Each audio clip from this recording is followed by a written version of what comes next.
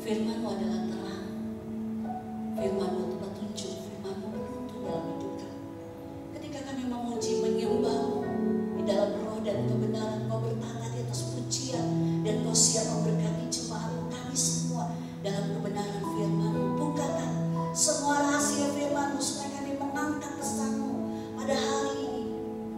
Kami tangkap dengan baik sesuai dengan kebutuhan kami, sesuai dengan perintah Tuhan atas hidup kami masing-masing, pribadi lepas pribadi, karena Tuhan tahu, Kau tahu hidup kami lebih dari siapapun. Kau yang paling mengerti kami masing-masing lebih daripada siapapun, dan Kau Tuhan yang memenuhi semua hasrat kami, bahkan menjadi jawaban dalam setiap pertanyaan-pertanyaan dalam kehidupan kami. Engkaulah jawaban kami. Di dalam ada kepastian, di dalam ada kehidupan, baik untuk hari ini dan untuk yang akan datang. Berfirman-Lah Tuhan, kami siap untuk mendengar, merenungkan dan melakukannya, sehingga kami disebut orang yang berbahagia karena kami melakukan firman. Dalam nama Tuhan Yesus kami berdoa bersyukur. Haleluya. Amin. Amin. Shalom. Ada sukacita. Amin. Puji Tuhan.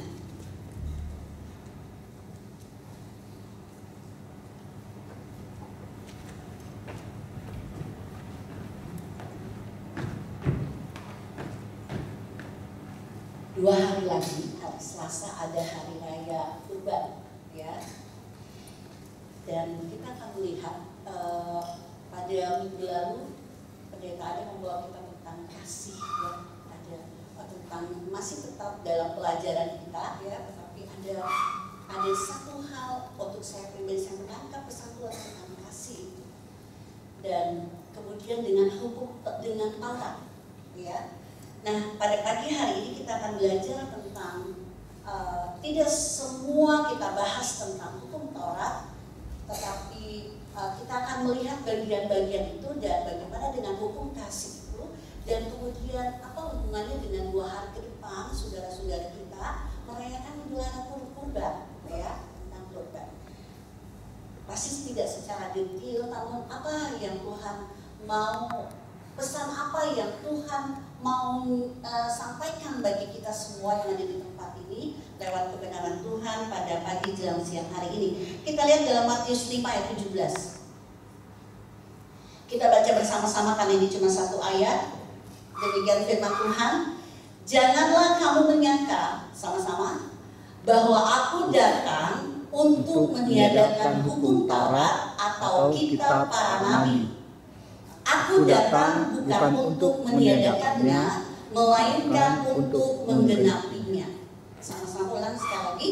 Janganlah kamu menyangka bahwa aku Yesus datang untuk meniadakan hukum Taurat atau kitab para nabi. Aku datang bukan untuk meniadakannya, melainkan untuk menggenapinya. Puji Tuhan. Ini adalah perkataan Yesus di dalam Matius 5 ayat 17. Dan Yesus adalah keturunan, ya, keturunan orang Yahudi. Dan orang Yahudi kitabnya adalah Taurat, ya. Dan di dalam Taurat itu,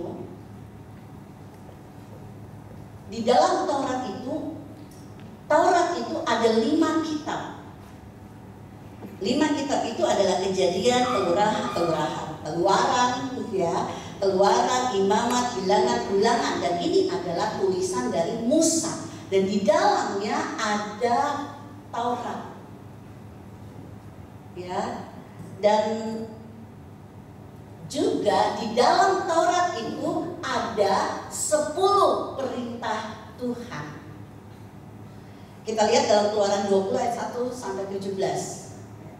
Jadi ini bukan, Taurat itu bukan 10 hukum Taurat, 10 perintah Tuhan yang ada di dalam Keluaran 20 ayat 1 sampai 7 itu bukan 10 Taurat, hukum Taurat, bukan cuma 10 hukum Taurat itu, tetapi 10 perintah Tuhan, ya, ada di dalam Taurat, di dalam kitab Taurat. Kitab Taurat ada 5 kitab Taurat yang ditulis oleh Musa.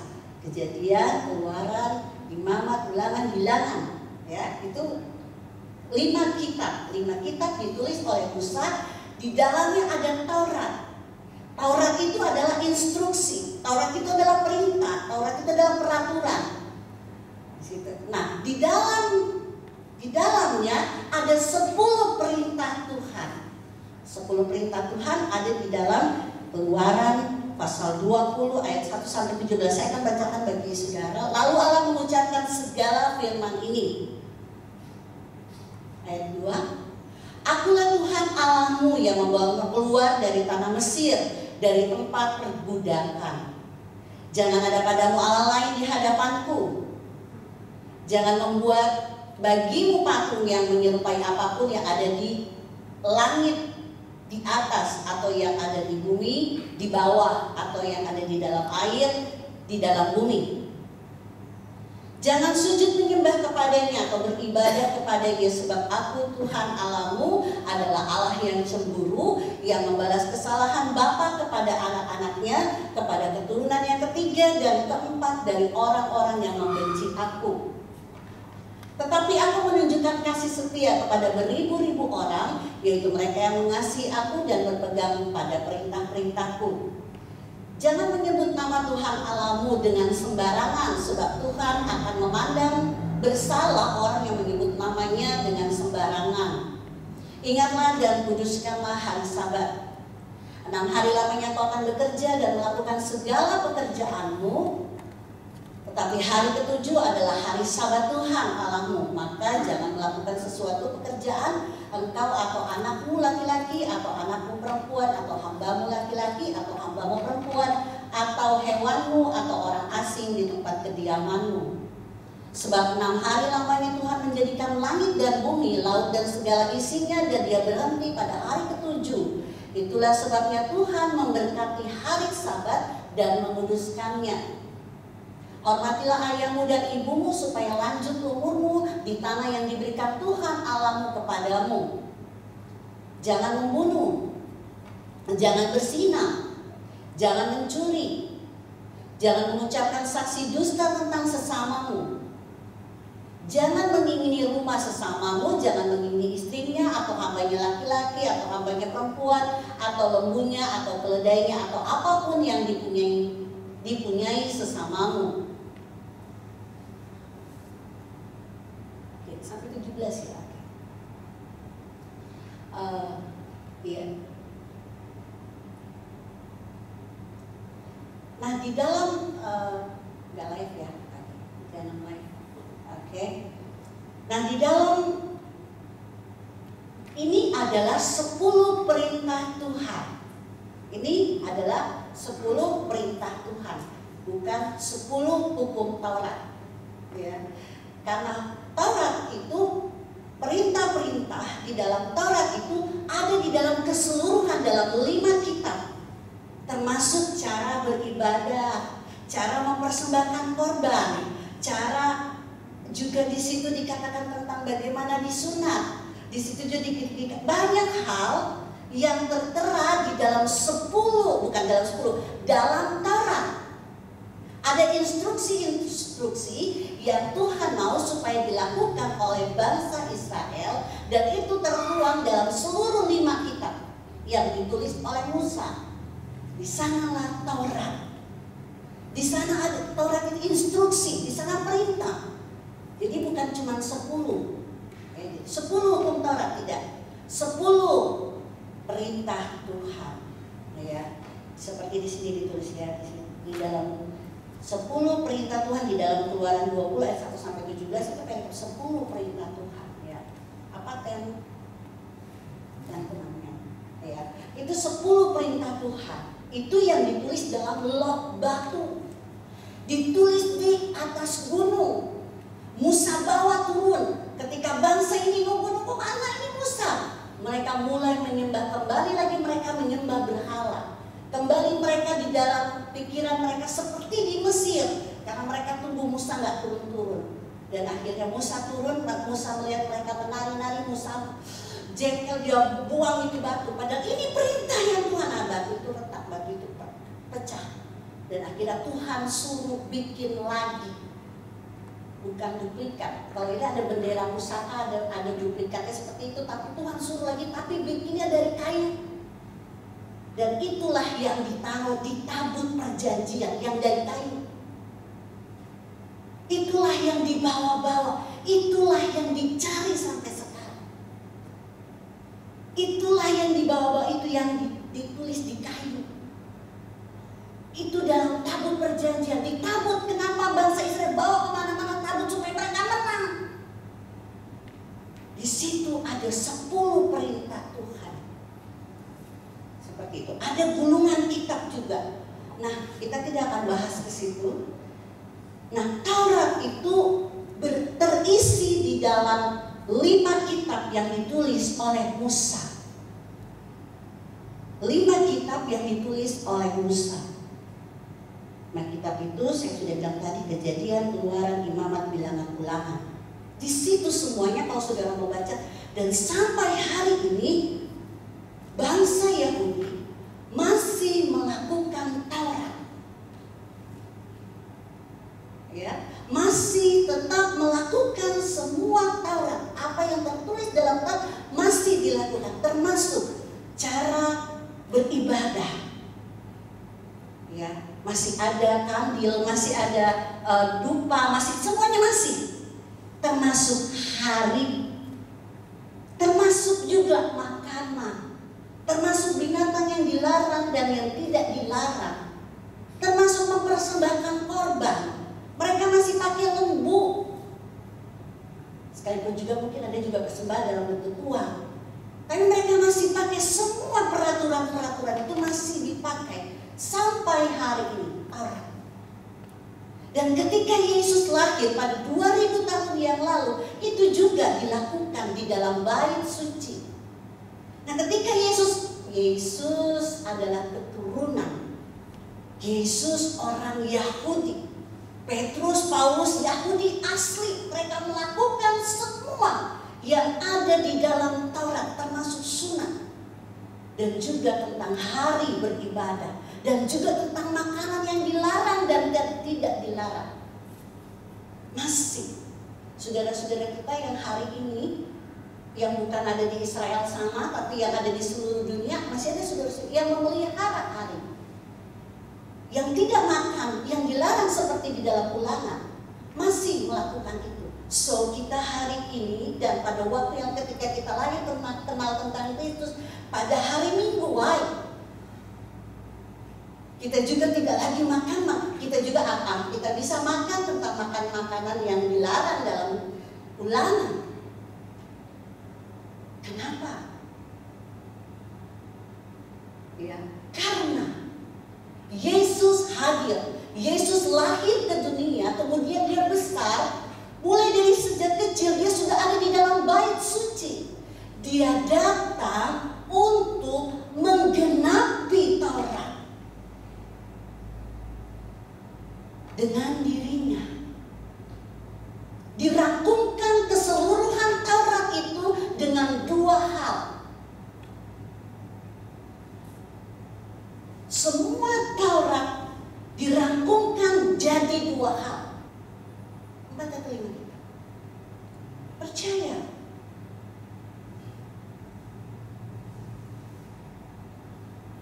Saya mencatat, jadi harus maklumkan. Jadi mereka masih percaya tentang 5 kitab dan juga para nabinya. Di dalam 6 rukun iman. Iman kepada Allah, iman kepada malaikat, iman kepada kitab-kitab Allah. Kitab-kitabnya adalah Taurat Musa, Zabur Daud, Injil Isa, dan Al-Quran 4. Mereka percaya, dan ini ada di dalam 6 rukun seperti kita pengakuan iman rasuli.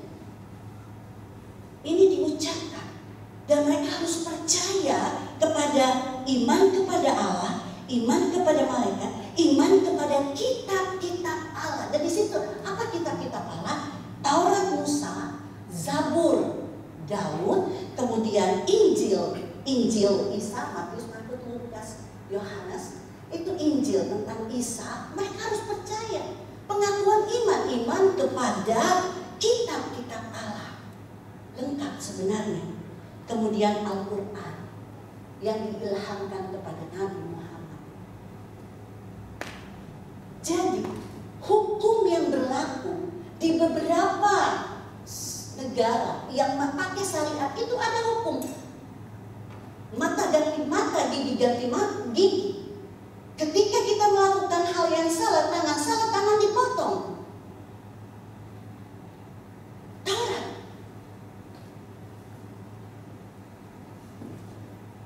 Saudara ingat seorang perempuan yang berzina, perempuan pelacur, apa yang dilakukan oleh pemuka-pemuka agama, orang Yahudi, ahli Taurat, orang Farisi, dirajam perempuan itu dengan batu. Memang begitu Taurat.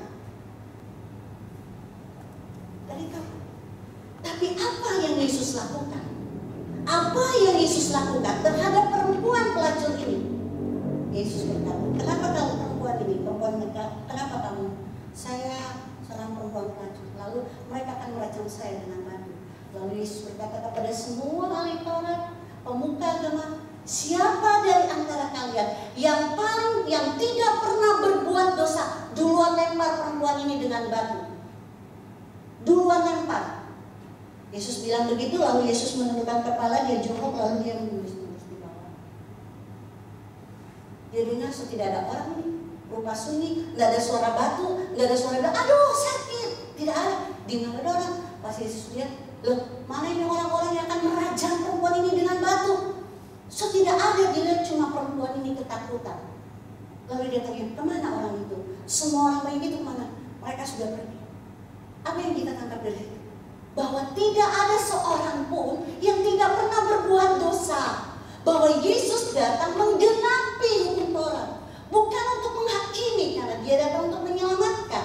Ada waktunya nanti dia akan menjadi hakim atas dunia. Nanti di waktunya. Di waktunya nanti. Di akhir, di penghujung zaman, dia datang jadi hakim. Tetapi pada waktu Yesus hadir ke dunia, dia datang sebagai seorang penyelamat dunia.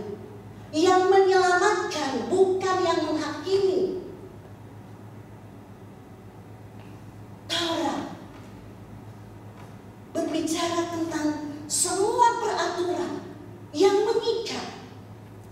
Berbicara tentang peraturan-peraturan yang harus ditaati. Tidak ada toleransi. Itu tidak salah. Tapi Yesus menggenapi semuanya itu dan mengangkat dua hukum yang tertinggi, lebih tinggi dari Taurat, yaitu hukum kasih karunia. Seperti firman Tuhan minggu lalu, kalau kita menghukum, belum tentu orang ini bertobat. Tapi kalau kita mengasihi, kita menerima, karena tugas kita mengasihi, menerima, bukan menghakimi.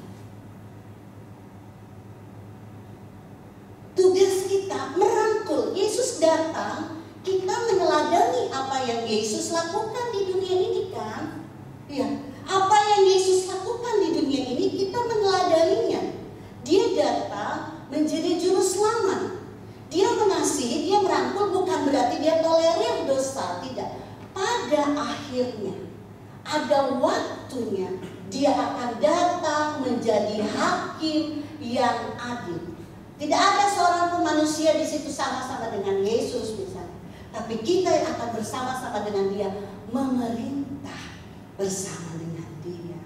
Tapi hakim itu hanya ada padanya, bukan pada manusia. Itu sebabnya hukum Taurat ini manusia yang melakukan itu. Karena itu perintah. Kenapa begitu? Kalau tidak ada hukum ini, harus dengan gada dan besi untuk membentuk karakter dari bangsa Israel. Kenapa begitu? Karena mereka pada waktu sebelumnya adalah budak di Mesir. Mereka hidup di dalam perbudakan dan juga tidak ada Allah di situ. Semua diajarkan bagaimana menyembah berhala, Kalau ada apa namanya, pohon yang besar, di bawah pohon itu mereka menyembah. Ada patung, pokoknya semua yang besar, matahari lah, semua yang besar disembah atau bentuk patung yang besar.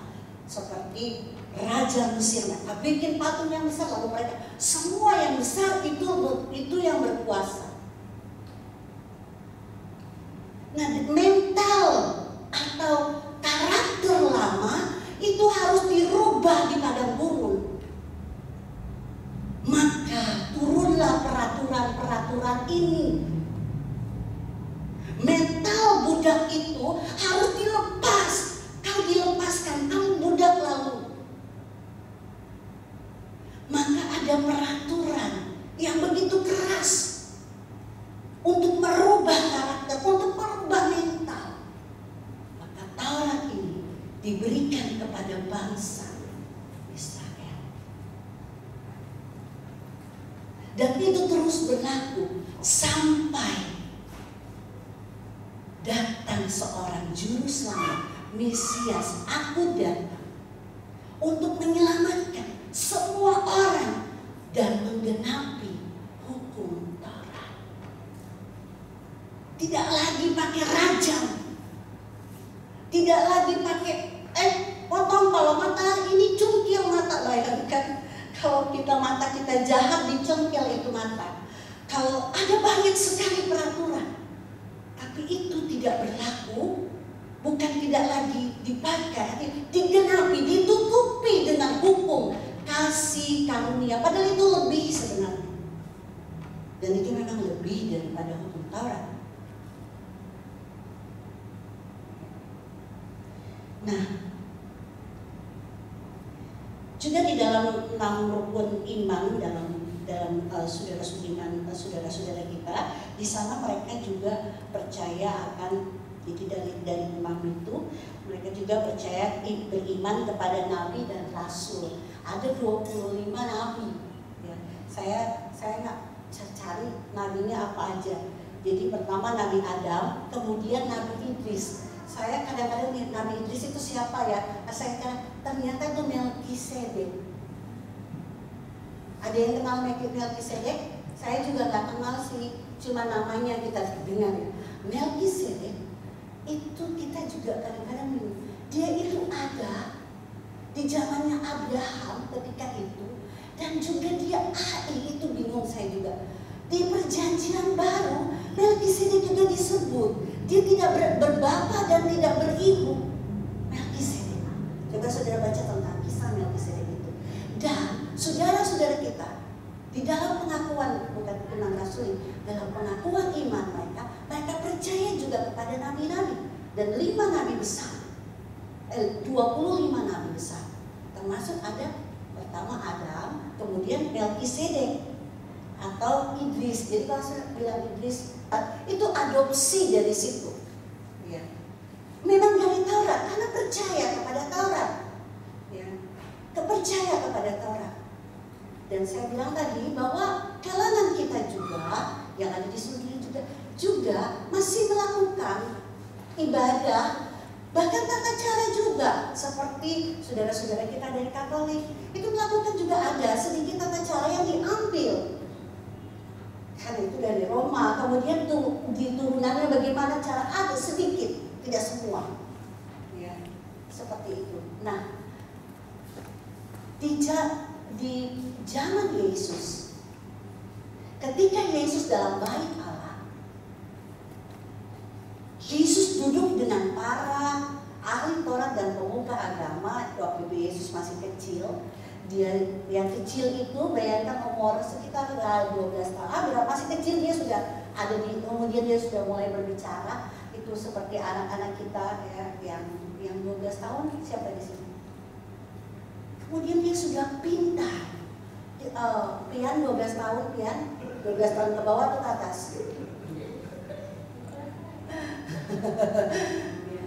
Nah, dia sudah pandai atau dia pintar berbicara tentang kitab para nabi. Tetapi ada hal-hal yang membuat para pemuka agama atau kan kita kalau melihat anak pintar di gereja, dia lucu ya. Aduh, bukan main ya. Misalnya ini kok pintar banget, contohnya Iren pintar bahasa Inggris, Tante Medi nggak tahu. Iren sok tahu.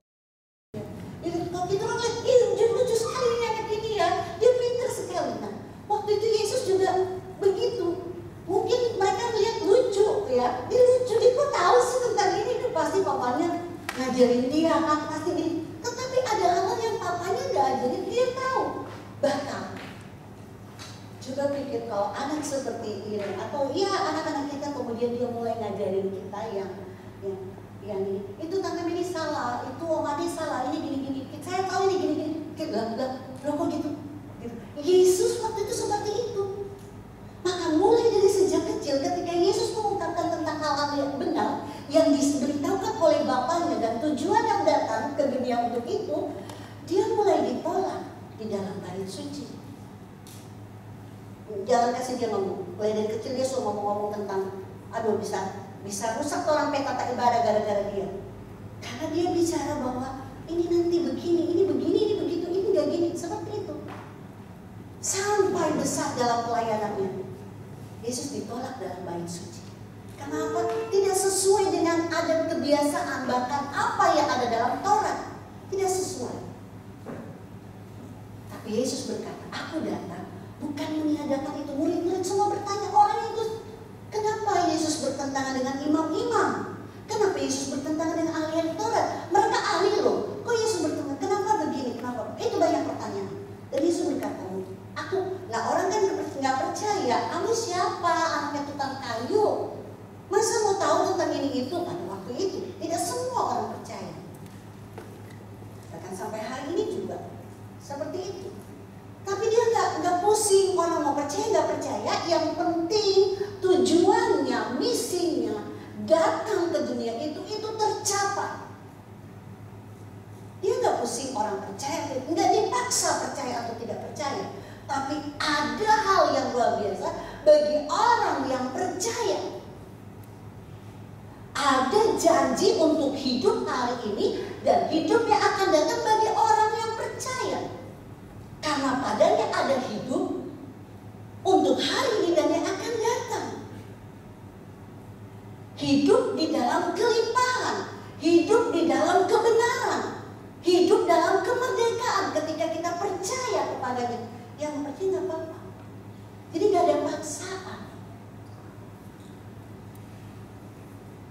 Coba sayangkan kalau ada sesuatu yang baik, ada sesuatu yang benar, kemudian itu ditolak. Dan pada akhirnya nanti kita tidak beroleh kehidupan yang kekal karena menolak kekekalan, karena menolak penebusan. Ini juga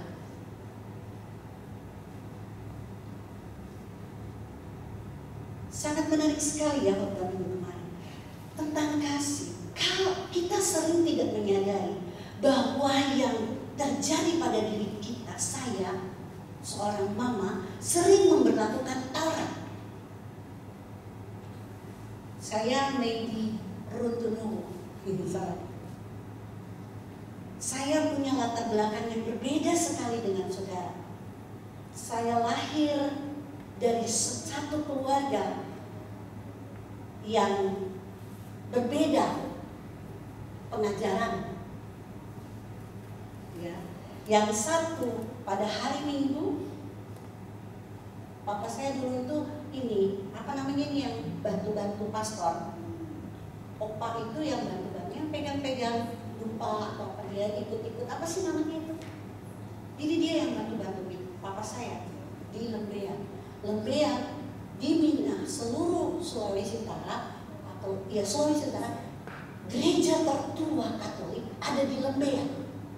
Papa saya lahir di Surabaya tapi memang orang Lembean. Di situ pastornya Belanda Tulen. Pastor kedua adiknya Belanda itu ada di Tomohon. Jadi gereja yang tua kedua ada di Tomohon. Tapi yang pertama sekali di Sulawesi Utara ada di Lembean. Papa saya ada di situ.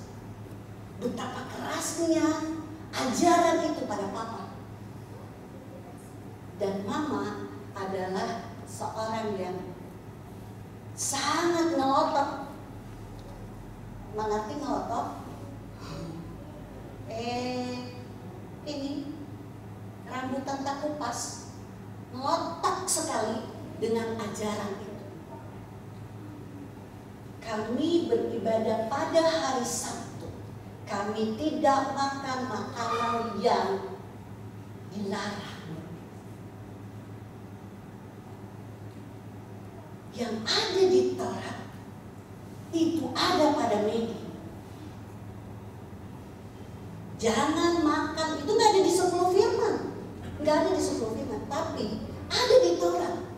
Tidak makan yang haram, tidak makan, dan harus beribadah pada hari Sabat. Saya lahir dari itu, Taurat, bukan lahir dari itu. Mama dan papa yang berbeda. Saya dibesarkan dengan pengajaran yang melekat sekali. Saya masih remaja, saya sudah mengajar anak remaja. Itu saya berapa kali ada bilang. Dulu ayat-ayat Alkitab itu di luar kepala. Sampai hari ini sudah hilang. Karena di luar kepala kan, soal ini sudah hilang. Kalau tanya di mana, sudah tidak ada, sudah di luar kepala. Dulu masih boleh tangkap sadiki, sekarang sudah boleh tangkap. Yang menjadi kebanggaan masa lalu hilang sejak saya mengenal dia secara pribadi. Nggak ada lagi kebanggaan. Bodoh, sebodoh-bodohnya. Jadi goblok, jadi nggak tahu tentang itu semua, nggak tahu. Hari ini saya berpikir itu nanti terdapat di mana? Saya cuma tahu Yohanes 3 ayat 16 atau Mazmur 23. Yang lainnya tidak tersimpan karena di luar kepala. Saya lahir dari pengajaran yang kuat sekali tentang ini. Kuat sekali tentang ini, tentang Taurat. Bahkan hari Jumat sore sebelum jam 6 itu berlaku di Israel. Di kami juga. Sebelum jam 6 kami harus beristirahat. Jadi terbenam matahari hari Jumat sampai terbenamnya lagi nanti hari Sabtu, itu 1 hari dikuduskan. Kami lakukan itu. Tidak ada masak di rumah. Mama saya masak hari Jumat siang sampai sore jam 5. Setelah itu close the door. Tidak ada kompor menyala. Saya ingat sekali Brenebon. Biar mau kasih panas. Tidak ada. Tidak boleh. Sama sekali. Berlaku itu sampai hari ini. 2 adik saya masih. Saya memiliki pengajaran yang sangat kuat tentang ini. Tentang Taurat. So, ketika saya sakit, kami sedangkan makanan diatur. Makanan diatur. Mama sudah kalau ini wortel, ini vitamin untuk mata. Ini didetil kasih tahu. Jaga kesehatan. Mama saya meninggal umur 45 tahun. Sakit. Harus setiap makanan. Karena tubuh kita adalah bait suci, maka tidak boleh makan makanan yang tidak berguna untuk tubuh kita. Semuanya diatur. Kalau dilanggar, murtad. Ketika saya melanggar, saya sekolah pada hari Sabtu, maka saya dikatakan oleh Tuhan, Maggie murtad. Dan kemudian saya mulai mencari. Saya sudah murtad dari gereja lama. Saya mulai mencari. Saya dapat kan ini sepertinya lain. Saya beribadah di sekolah, ada semacam kebaktian oikumeni. Saya mulai ini. Kemudian saya dapat tidak ada dalam pengajaran sama sekali. Dan itu memerdekakan hidup saya. Bukan merdeka bisa melakukan banyak hal, apa semua tidak. Tetapi ada sesuatu yang memerdekakan hidup saya. Dan ketika kami kemarin saya sakit, tidak ada di dalam apa yang diajarkan oleh mama saya tentang kesembuhan yang datangnya dari Tuhan. Ada juga sembuh itu obat atau jaga makanan, tapi namanya kesembuhan langsung nggak ada. Maka ketika adik-adik saya tanya, lu kenapa lu jadi begini? Lu kenapa jadi begitu? Gue susah mau bilang bagi kenapa, karena gue ketemu dia pribadi. Memangnya dulu gak ada pribadinya dia. Gue bingung mau ngejelasin bagaimana ya. Tapi gue dapat mujizat yang betul-betul dari dia langsung. Bukan karena aku melakukan dan taat apa yang diajarkan kemarin, tetapi ketika aku berjumpa dia secara pribadi, aku menerima kebebasan dan kelegaan, bahkan kesembuhan. Sesuatu yang di luar. Dan ketika melihat orang lain, kita orang jadi bisa mengerti. Ketika aku diampuni, maka aku juga harus bisa menerima orang lain. Saya tidak tahu pengalaman saudara apa. Pasti saudara memiliki pengalaman-pengalaman secara pribadi bersama dengan Tuhan. Milikilah pengalaman, bukan berarti pengalaman itu adalah satu kebenaran bagi orang lain. Tetapi ketika engkau mengalami itu pribadi, maka apapun datang tidak akan bisa menggoyahkan iman. Engkau memiliki satu yang pribadi, hanya kau dan dia. Tapi kalau dari kata orang, kau kan gampang terombang-ambing. Ada yang pernah sakit, kemudian dokter sudah menyerah, nggak bisa lakukan apa-apa, tapi luar biasa ketika dia menyebut satu nama dan dia sembuh. Ada yang bisa bilang amin di sini? Ada yang pernah sakit, ada yang pernah ketemu satu masalah, tidak ada jalan keluar, buntu. Tapi ketika kau menyebut satu nama, ada jalan keluar di situ. Kalau saudara saya sehat hari ini, itu bukan karena nama lain, tapi karena satu nama yang padanya ada kuasa. Nama di atas segala nama. Satu pribadi yang bisa menerimamu apa adanya. Satu pribadi yang bisa merangkul engkau. Satu pribadi yang bisa mengerti sampai ke dalam hatimu. Dan dia belum waktunya masa penghakiman. Dia mengampuni semua dosa.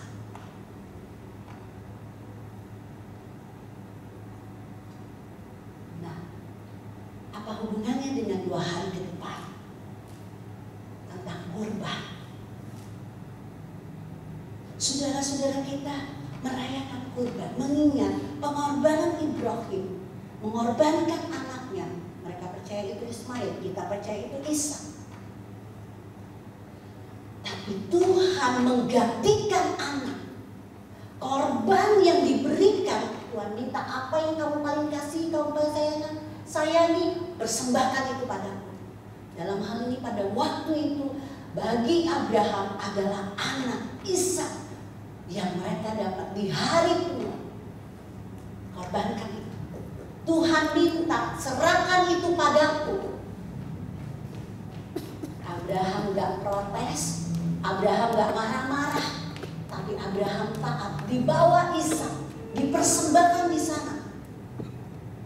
Dan kita semua tahu, Tuhan bilang, Abraham, aku tahu ketaatanmu, aku tahu engkau. Digantikanlah anaknya dengan binatang. Kurban. Sampai hari ini, saudara-saudara kita, ada korban bakaran, ada korban sembelihan, itu masih dilakukan. Mereka belum tahu. Kalau orang Yahudi, mereka tetap melakukan karena mereka tidak mengakui kehadiran Yesus. Tapi saudara-saudara, mereka belum tahu bahwa korban itu sudah bukan dalam bentuk binatang. Dia menggenapi seluruh hukum Taurat, termasuk korban. Sudah tidak ada lagi korban dalam bentuk binatang. Saudara bayangkan, hari ini kita bawa persembahan dalam bentuk burung puyuh. Maka tempat ini akan penuh dengan burung puyuh. Ada yang bawa kambing, ada yang bawa domba, maka tempat ini memberikan fall dari kebun binatang, bukan kebun binatang. Jadi banyak sekali binatang ini. Maka Yesus menggenapi semua itu dengan, bukan dengan gajah, binatang yang paling besar, bukan dengan harimau, binatang yang paling menakutkan, atau raja rimba, atau kera, atau apa saja, tetapi dengan dirinya.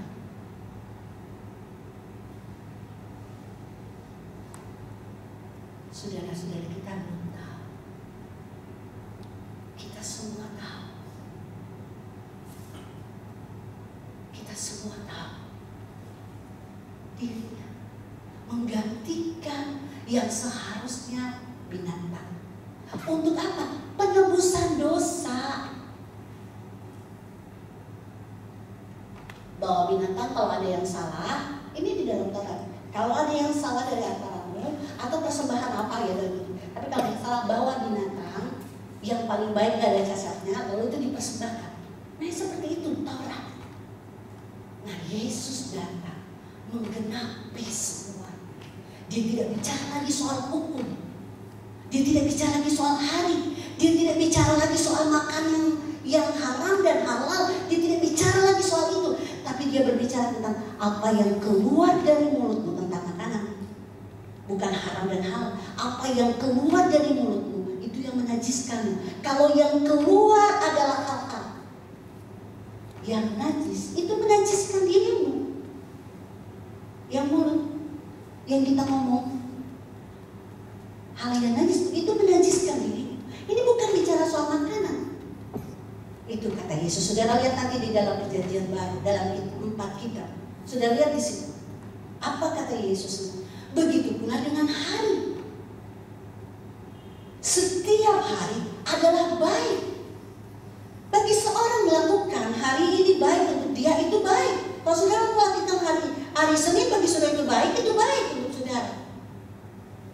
Tetapi kenapa kita semua pada hari Minggu, karena ini hari kebangkitan, dia bangkit, maka kita semua merayakannya dan bersukacita pada hari Minggu. Kita memilih untuk hari itu. Tapi Allah tidak berkata bahwa yang paling baik adalah Minggu, Senin, Selasa, bukan. Semua hari bagiku adalah baik, itu kata Yesus. Bukan khusus hari Sabtu, hari Minggu adalah yang baik, tidak. Semua hari adalah baik. Tapi kita sepakat sama-sama untuk hari Minggu. Tapi kita bersukacita di bangkit pada hari pertama di minggu itu. Hari Minggu. Makanya bukan nanti hari Minggu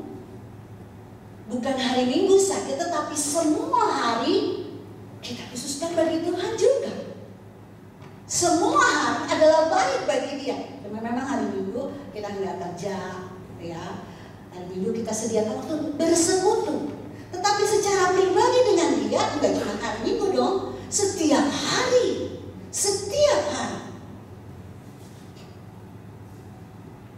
Begitu juga dengan sunat. Oke, yang sunat untuk kesehatan nggak apa-apa, nggak masalah.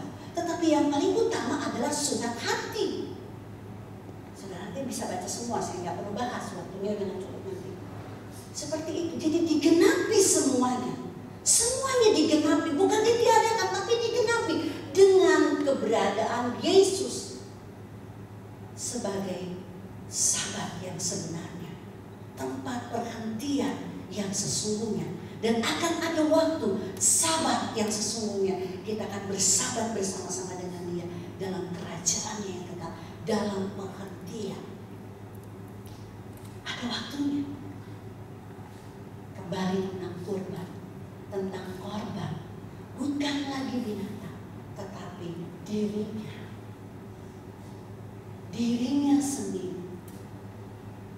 Dia bukan saja datang kasih uang, kasih talenta, kasih baju, kasih pekerjaan, kasih apa yang kita butuhkan. Dia datang bukan cuma sekedar begitu. Memang betul dia memberikan kehidupan yang kekal nantinya. Tetapi kita umat yang berdosa semuanya itu harus ditebus. Harus ditebus. Seperti bilang itu, Taurat begitu. Buat salah harus tebus dosa dengan persembahan binatang. Itu udah gak lagi dilakukan. Tapi dia memberi dirinya menjadi korban yang sempurna.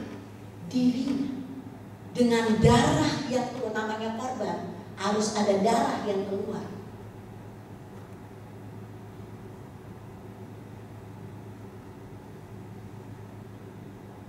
Itu Yesus.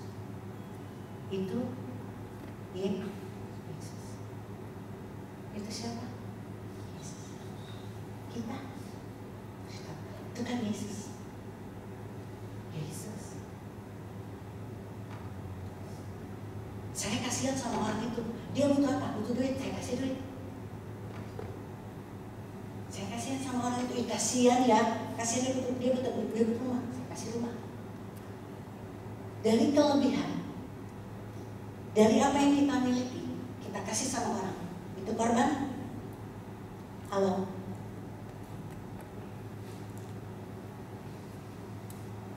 Itu korban. Itu pemberian. Kita memberi dari apa yang kita miliki. Itu pemberian. Korban berbicara soal darah, berbicara tentang diri. Ketika kamu memuji dan menyembah, bukan saja suara, tapi diri.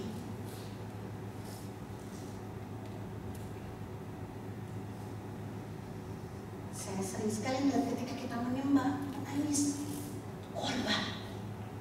Ada sesuatu yang keluar, bukan sekedar suara. Ketika saudara melihat orang lain, saudara bukan saja kasih, tapi dirimu ada di situ. Bukan simpati, tapi empati. Dirimu ada di situ. Itu gak gampang. Itu tidak ada di dalam ajaran manapun. Hanya ada pada Yesus. Ada gak yang marah-marah kalau papanya ke Tuhan, atau mamanya ke Tuhan, atau dia melayani sampai DP diri? So di situ. Itu komitmen. Itu komitmen. Ada sesuatu yang harus dibayar, harganya mahal. Itu komitmen. Ada enggak kita lakukan segala sesuatu, kita nggak dapat apa-apa. Kita lakukan supaya orang lain bisa hidup karena itu. Kita nggak dapat, nggak kaya-kaya misalnya contoh, atau nggak ada yang kita dapat dari itu.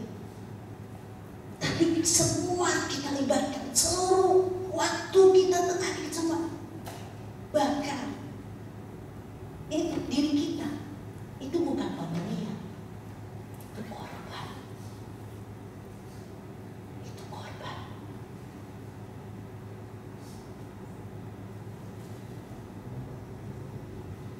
Gak ada. Tapi bagaimana mereka hidup? Aku memberikan waktuku supaya mereka bisa hidup. Itu korban. Bukan pemberian. Pemberian adalah sesuatu yang lebih yang kau bisa berikan. Tetapi ketika kau tidak dapat apa-apa, orang lain bisa. Itu kayaknya di luar dari masa sih bisa begitu. Itulah yang Yesus lakukan. Masa ada dalam bentuk wujud manusia mau disalib, itu kalau kita ngomong salib ada, tapi sebenarnya itu korban yang paling mahal. Yang paling mahal sesungguhnya orang di situ. Kalau nggak ada dia, orang punya tempat itu semuanya nggak tahu, nggak ada pengharapan tentang kehidupan yang kekal. Tidak ada semuanya itu. Karena semua kan menuju kepada kebinasaan semua. Dia mau berdiri dan berkorban untuk semua orang, menggantikan saya dan saudara, menggantikan dan dirinya jadi korban yang gak pernah bikin salah, jadi harus jadi salah. Yang gak pernah bikin dosa, jadi harus berdosa. Karena orang yang disalib cuma untuk orang berdosa. Yang disalib itu cuma untuk penjahat. Dia bukan penjahat, tapi dia menjadikan dirinya penjahat untuk kita korban. Gak tahu nanti sampai di mana Tuhan akan membawa saudara untuk tentang korban ini. Mereka tidak kuat, tapi pada kita ada korban yang sempurna. Kita tahu, mereka tidak tahu.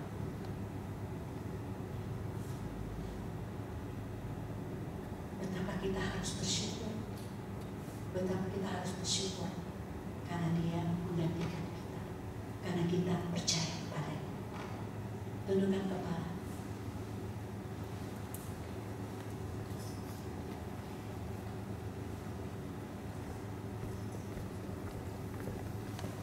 Mungkin pada waktu